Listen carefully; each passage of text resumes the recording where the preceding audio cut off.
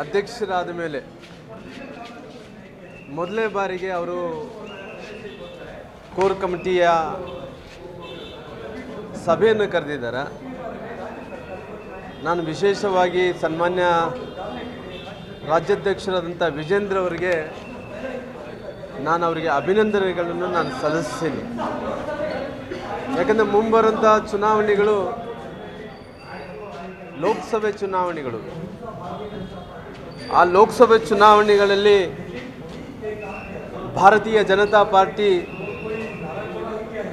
ಎಲ್ಲ ಲೋಕಸಭಾ ಜಿಲ್ಲೆಗಳಲ್ಲಿ ಲೋಕಸಭಾ ಸ್ಥಾನಗಳಲ್ಲಿ ಗೆಲ್ಲಬೇಕು ಅನ್ನೋಂಥದ್ದು ಸಂಕಲ್ಪವನ್ನು ಕೂಡ ಪಾರ್ಟಿ ಮತ್ತು ನಮ್ಮ ನಾಯಕರು ತೀರ್ಮಾನವನ್ನು ಕೂಡ ತಗೊತಾರೆ. ಬಹುಶಃ ಇವತ್ತು ಕಾಂಗ್ರೆಸ್ ಪಕ್ಷ ಏನು ಈ ಗ್ಯಾರಂಟಿಗಳೇನು ಕೊಟ್ಟಿದ್ದೇನೋ ಅವರು ಮುಂದಿನ ಲೋಕಸಭಾ ಚುನಾವಣೆಗಳಲ್ಲಿ ಅವ್ರು ಏನು 5-6 ಗ್ಯಾರಂಟಿಗಳೇನು ಕೊಟ್ಟಿದ್ದಾರೋ ಮುಂದಿನ ಲೋಕಸಭಾ ಚುನಾವಣೆಗಳಲ್ಲಿ ಅವರು ಮನೆಗೆ ಹೋಗೋದು ಕೂಡ ಗ್ಯಾರಂಟಿ ಆಗುತ್ತೆ ಅನ್ನೋಂಥದ್ದು ಕೂಡ ನಾನು ಹೇಳಬೇಕಾಗುತ್ತೆ. ಹಂಗಾಗಿ ಇವತ್ತು ಇಡೀ ಕರ್ನಾಟಕ ರಾಜ್ಯದಲ್ಲಿ ಒಂದು ಒಳ್ಳೆಯ ವಾತಾವರಣ ಇದೆ. ದೇಶದಲ್ಲಿದ್ದಂಥ ಜನರು ಕೂಡ ನರೇಂದ್ರ ಮೋದಿಜಿ ಮೇಲೆ ವಿಶ್ವಾಸ ಇದೆ, ನಂಬಿಕೆ ಇದೆ.